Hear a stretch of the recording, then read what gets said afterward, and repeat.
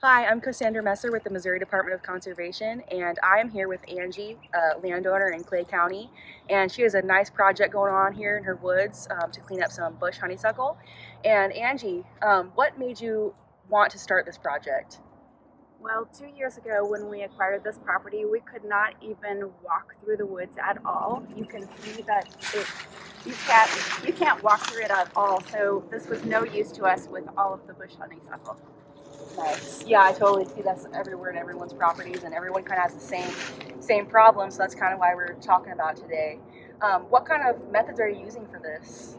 We're using a cut stump method and treating it with Tordon, ready to use. And so we just spray this onto the stump. So we'll demonstrate it here in a minute. Okay, awesome. I'm excited to see that. How long have you been working on this project, and how long is it taking you to get rid of, let's just say, an acre of honeysuckle? So we've been working on it for about 2 years, and last year it took us about 2 days with 3 people on the crew to do 1 acre. Oh my gosh, that's awesome though. You got all that done. And you can see behind us all the differences in this land. They're working on this part today that you're seeing right now. And then behind us, you can see the total difference. That was all looking like just behind us, right? Yes, it was. That's awesome. You guys have made a lot of progress, and it's really good to see that progress here. What benefits have you seen now that it looks like what you're seeing now instead of what's behind us? What benefits have you seen on your property? So in the last year, I've been seeing a lot more deer and turkey and birds. Just lots more animals are able to come through here, and we can walk through it now. Yeah, too. That is so cool. You can actually use your property and Yes. not just see a wall of nothing and not be able to walk through there without getting lots of... Yeah, and traffic. right now it doesn't look like much, but as soon as this leaps out, you can't even see through it. Yeah. That's awesome that you're seeing all the birds and wildlife, and all these trees that you're seeing too. They're going to start producing more and more saplings and more undergrowth, and that'll be good for all your wildlife too. So that's awesome. So I think now we're going to kind of show what you're doing to everyone. Okay. And that way they can kind of see what method you guys are using. Okay, let's start with, I'll show on the small ones, you can actually pull them out instead of cutting them. Okay. So I'll show that. So you can just grab it by the base and pull it out by the root like that. Yeah, and that's definitely not coming back. If you get out by Right. the roots like that one's for sure not coming back for you.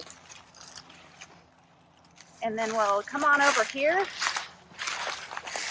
and we'll do the cut stump method.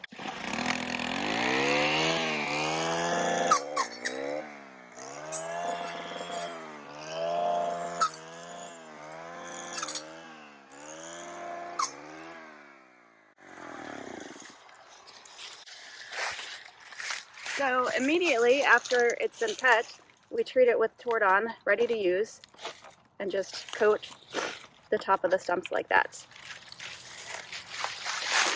Nice, and I know it's something that some people forget, but whenever you're using this chemical and cut stump removal, and you guys got this down, but just for everyone watching, it's really important to do that within at least the first 30 minutes to an hour, preferably 30 minutes, because that plant will cover back up with the hardness, and that chemical won't be as effective as it is right away.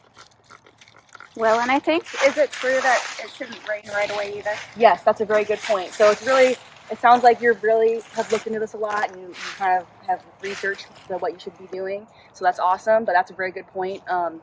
You want to use your best management practices with any chemical. So people are worried about chemical, but that's most of the time when people aren't using the best management practices, like when it rains right after, or they're using too much chemical for each plant. So that's a really good point. So for everyone, we just want to show you some tools that she's using to do this work. So a lot of people are used to this weed eater with the attachment, but there's actually a forestry head attachment, and that's what this looks like, kind of like a chainsaw tooth. Circular saw, but for the attachment, and it works really, really well for brush management. Have you noticed that as well as this tool? Yes. Yeah, it's really easy on your back compared to like a chainsaw, and you can get real low down to the ground, and it just cuts right through it. So that's a really good tool to use. And if you have bigger stuff, or you don't have one of those, a chainsaw is always usable as well. Same concept, same.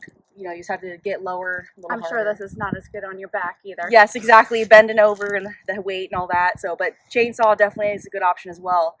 And we didn't talk about yet, Angie, after you cut it with these tools, there's a lot of different things you can do, but you're still going to have these skeletons right here, right?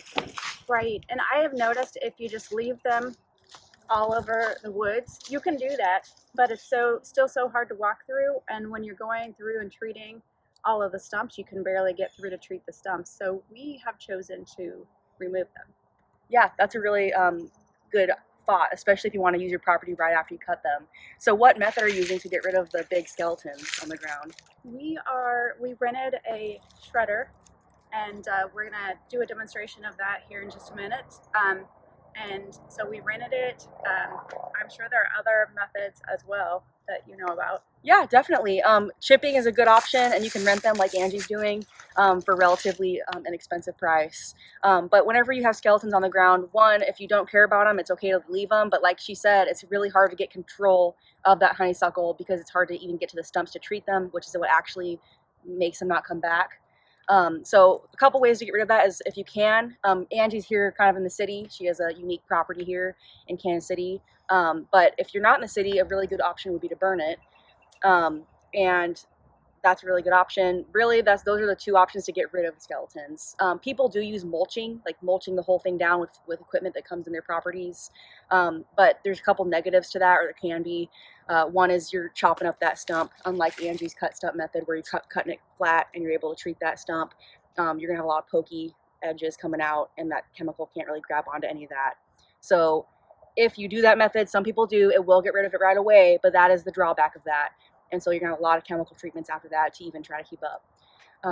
So there's a lot of different methods to use, and I think that we wanna see how you have been doing yours and get that chipper going. And it looks like they have a nice pile right here ready for us to go.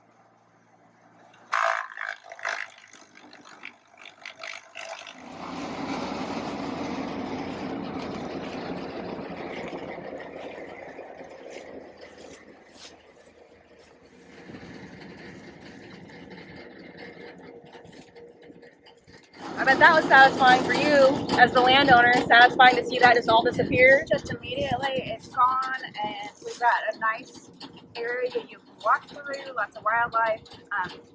Yeah, good. Definitely. It looks really good. And just for other people to know as well, we always offer assistance with the Missouri Department of Conservation with how to do this stuff and all the different kinds of methods depending on your situation, like yours is in the city. Chipping is really useful instead of burning, that kind of thing. How many acres do you have left to do?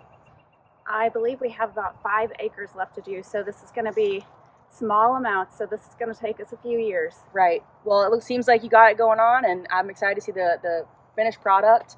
And we want to thank everyone for watching today, and we have a little bit more coming up later to show the more technical side of how to remove the honeysuckle and different methods other than what Angie here is using on her property.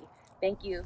Hi, I'm Andy Carmack. I work for the Missouri Department of Conservation. I'm a private land conservationist. So what that means is I work with private landowners in Jackson and Cass County, Missouri, to advance fish, forest, and wildlife resources on their personal private property. So been doing this job since 2003, part-time, and then full-time since 2007. And the number one thing that I come on to when we talk about advancing fish, forest, and wildlife resources on private land, and in the geography that I serve in Kansas City and the next county south, is exotic invasive species. So almost every farm that I go to has an exotic invasive species or several exotic invasive species that, in order to make meaningful wildlife management happen on their private property, they must address their issues. So today we're here to talk a little bit about one of the worst exotic invasive species, bush honeysuckle. And you can see I've got a lovely stem of bush honeysuckle right here. Bush honeysuckle is a China native. It was planted here because of its beautiful smell in the spring, its beautiful red berries, and this one still has a lot of its nice distinguishing red berries. And you can see that these look delicious. I wouldn't eat them, but the birds seem to really enjoy these. So these are ripe berries now, they're soft. It's full. November is when they drop their fruit, which is, this is their fruit. Birds will come, strip this plant of all the berries, and then deposit it all across the landscape. And we're at the edge of an old field situation here. So as you can see, this bush honeysuckle stem is probably 10 to 15 years old. It's a very old stem. This particular stem's about 12 foot tall. Very common of old bush honeysuckle infestations is they get pretty big diameter at the base, and this one's going to be 4 inches at the base.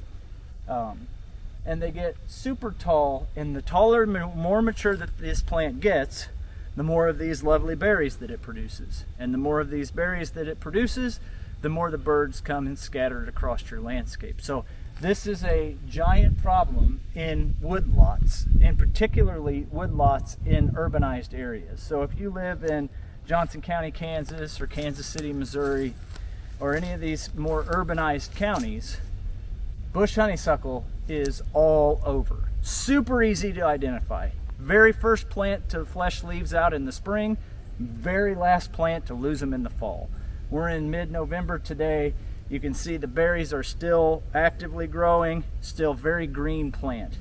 So when you come up and look at the stem, you can see the defining characteristics are this up and down of these big stems, this up and down vertical bark. Easy to identify bush honeysuckle. Has that striated bark on the adult plants. Once again, if you have trouble identifying it, October and November is super easy time to identify it because it still has all of its very nice green leaves.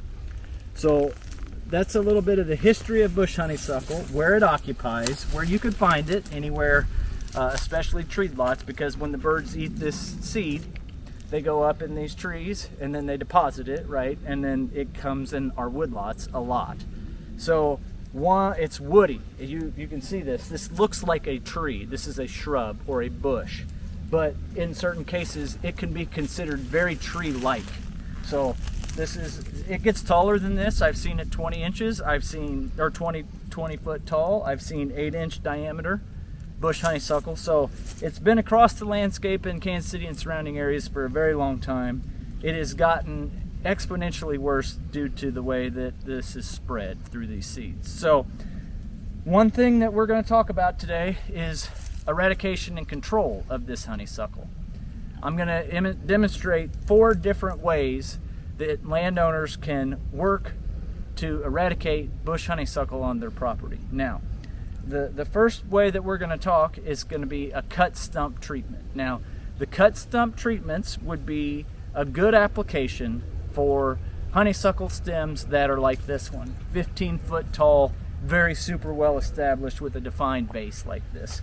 So as the name indicates, what we're going to do is we're going to cut the stump. We're going to take a chainsaw, we're going to cut the stump, and then I'm going to go over which product that we're going to use to treat that stump with herbicide. Now, I understand that herbicide is a hot growing topic. All of the techniques, with the exception of one that we're going to talk about for honeysuckle control today, are going to incorporate herbicide use. We believe in judicious use of herbicide and using the right herbicide at the right timing. So this seminar today will be talking a little bit about what to use, what application, when to do it, and how to do it. So before we begin, I'm going to cut this adult plant. This would be considered a very adult plant, a very big, nice adult plant. I'm going to cut this with a chainsaw. This chainsaw is the single most dangerous piece of equipment that a landowner can buy. In order to go get on-the-job training, you have to get your job, you have to go through a seminar or a course of classes.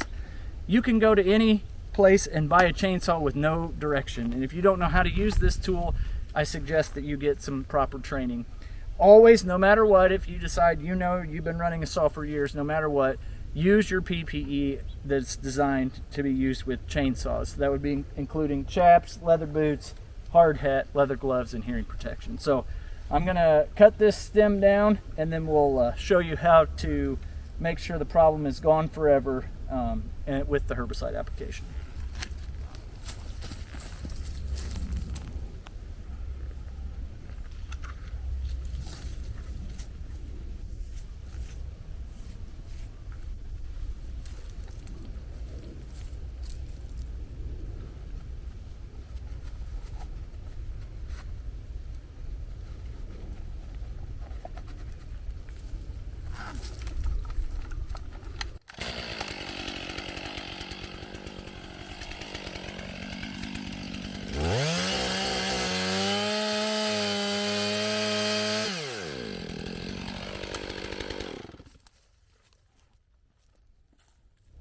So you can see this plant didn't fall. That's pretty common when you get these plants that are super overgrown. So a lot of this work is pretty labor intensive. So I'm going to get that plant away from the stem to show you the herbicide application.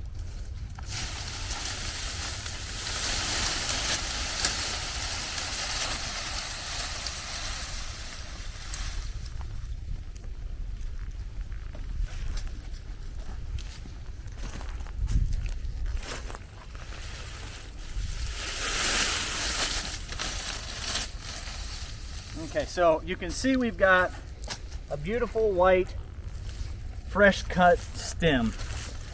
This was that honeysuckle plant. So the product that we're going to put on this is a product that will kill the roots, and that's a product called Tordon RTU. Now, once again, just like the chainsaw, the proper PPE, which would incorporate rubber gloves. We're going to clean this stem off, and here's the product. You can buy this product at any box store, Home Depot, Tractor Supply, and this product is about $20 a quart, and it will treat several hundred stems. Okay, so with this small investment, you can treat a lot of different stems and get the control. Now, when we talk about herbicide use using the right amount, the only portion of this stem that is growing is this cambium layer. Okay, so that'd be the outer ½ inch right here. So herbicide, all of this is dead. This is dead plant material. So the herbicide will be taken down to the root on this cambium layer, this outer layer. So whenever you cut your honeysuckle, you just treat this outer layer like this. And like we said, judicious use of herbicide to where we're not spreading it across the landscape. It's targeted, it's the right tool at the right position. So that would be considered a good application of Tordon RTU.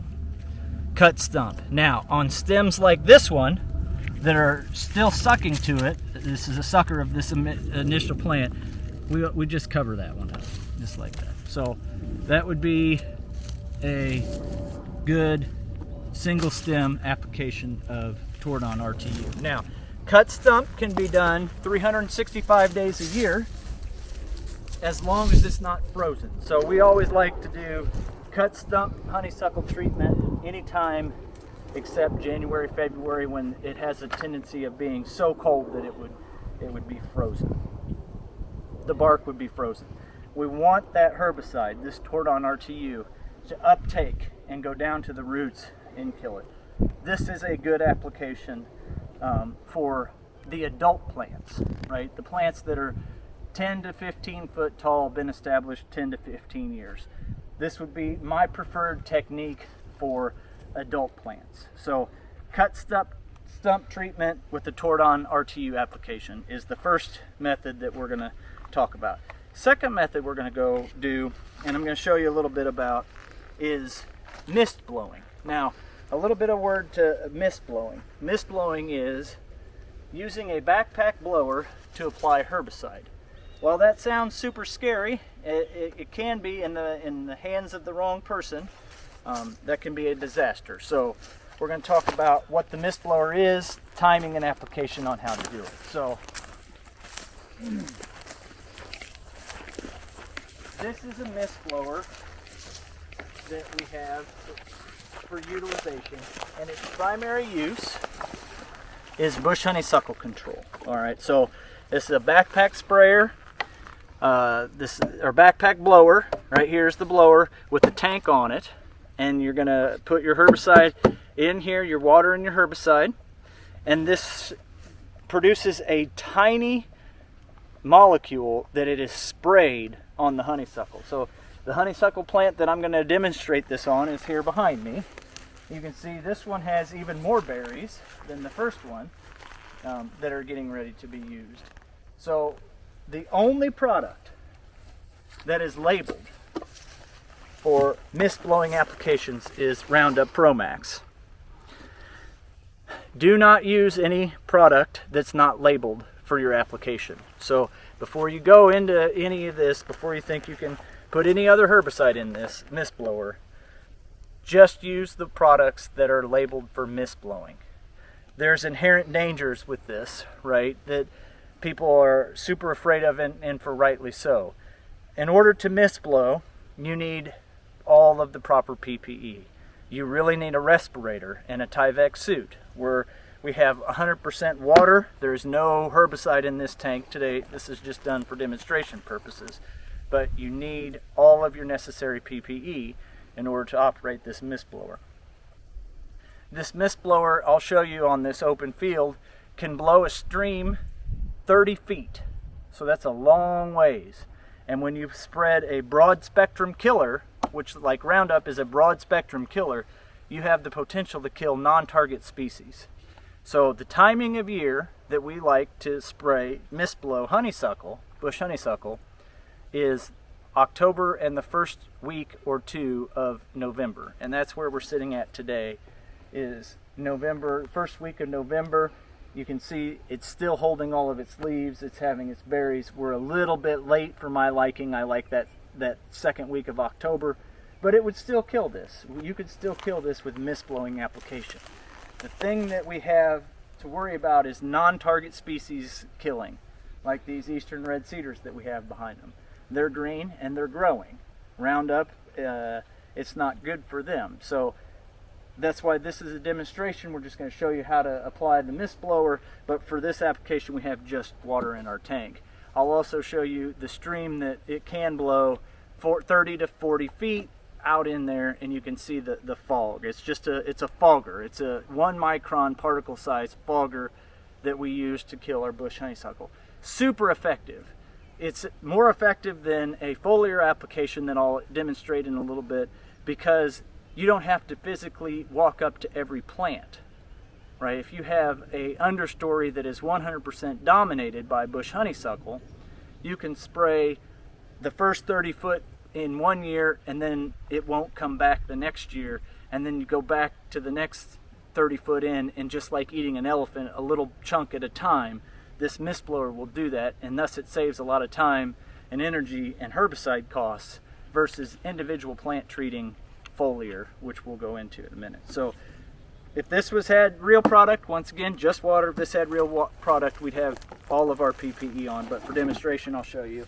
This is just a straight backpack blower. We'll start it.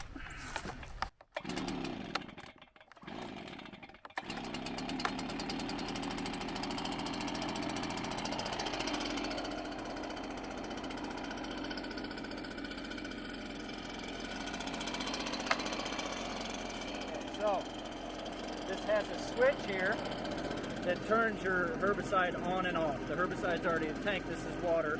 But when I flip this switch up, then the herbicide will start to come out, and I can control how much volume I put by how fast I make the backpack go. So it looks a little bit like this.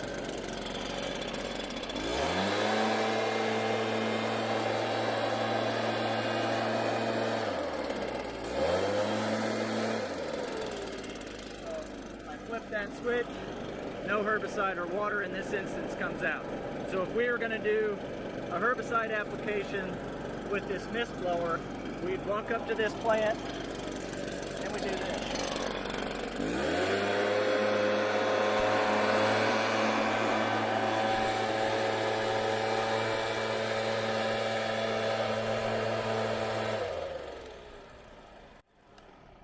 Okay, so that would be mist blowing, and if we could look at what it does to the individual plants, the thing that it takes, that it uses, is you can see the individual water droplets on these plants are so small, and you can see that plant going left and right.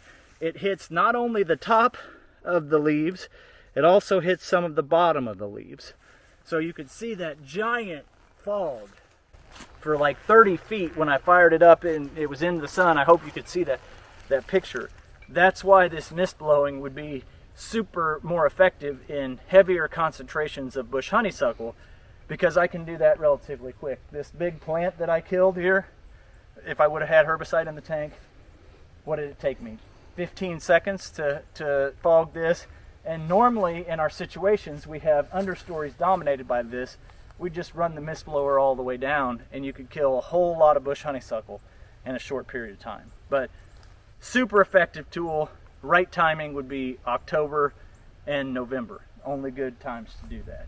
So we'll go up the hedgerow here, and this is a pretty typical for what you see in an urban area. You typically see the honeysuckle coming on in shrub rows or tree rows because of what I mentioned earlier.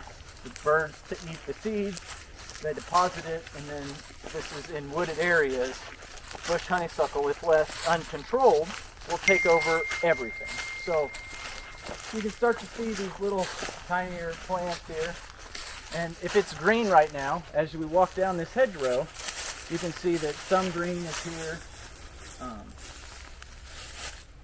Anything that's green right now is an introduced exotic species. So you see this plant and this plant. So hand pulling is another option. If you just cannot wrap your head around herbicide use, you have the option to hand pull these. Now, of course, that comes with limitations, right? You're not going to be able to mechanically or hand pull any of the two stems that we looked at earlier because they're just too big. You don't have enough strength in your hands. But on stems that are like, I don't know, this tall right here, this is bush honeysuckle, that are less than your knee height, hand pulling would be a viable option. You just want to make sure you get the roots. So hand pulling sounds super complex, and it is. You reach down and you pull these plants up by the roots. Okay, that would be an effective control for that honeysuckle plant. See how I got all the roots? Look at the root structure of this plant. This is how it gets so well established so quickly. Not from here. Then you would want to somehow make sure that you didn't just leave this on good soil like that, because it could have a chance to reseed itself. So plant it upside down, do something, just don't put it exactly where it came from. And that would be, just even like that, that's going to dry out the roots and kill the plant. So if you don't like herbicide use, hand pulling is an option for honeysuckle control. Just like that. This would be, I mean, you could do just a little bit bigger than that by hand. They also sell tools that you could strap on the plant and jack up the plant and get it popped to get the root system like that.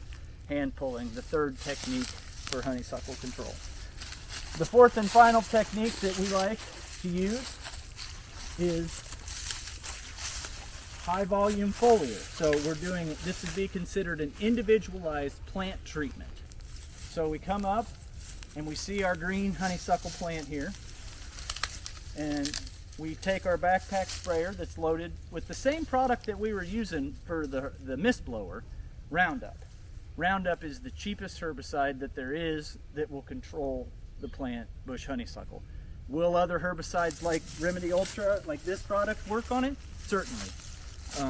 But I like to save my money, and I like to have more money at the end of the day, so I like to use the product that costs the least amount of money to achieve the results, and that's that Roundup. So you'll mix the Roundup. When asked how heavy do I mix that, I always answer the same way. You mix it to the labeled recommendations because the label of the herbicide is the law. You'll mix it at that rate and then come up to the plant. You'll put your sprayer, backpack sprayer on.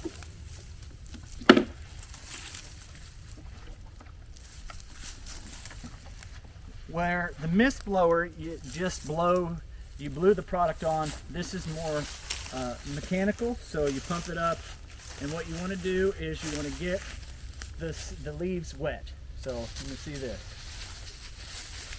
You can see how this would be more labor intensive, certainly, than the mist blower, but this is super effective at controlling bush honeysuckle. I like the height of 6 foot because I can get to the top of it. I'm 6 foot tall and I'm not overspraying. This also is just water for demonstration. But when you get plants that are super tall, you have a tendency of doing this, and then all of this other non-target species has the chance. If it was actively growing, this is coralberry, it's dormant for the year. But if it was actively growing, you're using a contact herbicide that would kill it. So timing on foliar applications the same for mist blowing October, first week or 2 of November, depending on the growing season. But you want to get every leaf that you can wet, and then it will die. It will not come back the following year, and then at that point you could do whatever you wanted with the skeleton or the stem that's left over. So I've been working on bush honeysuckle my entire career. What we've outlined today is not all of the techniques, it's just what we use the most. It's the most common tools that we have in our toolbox, but there are other resources available to you. So reach out to your professionals in Kansas or Missouri and ask them how they've killed their bush honeysuckle and what techniques they use.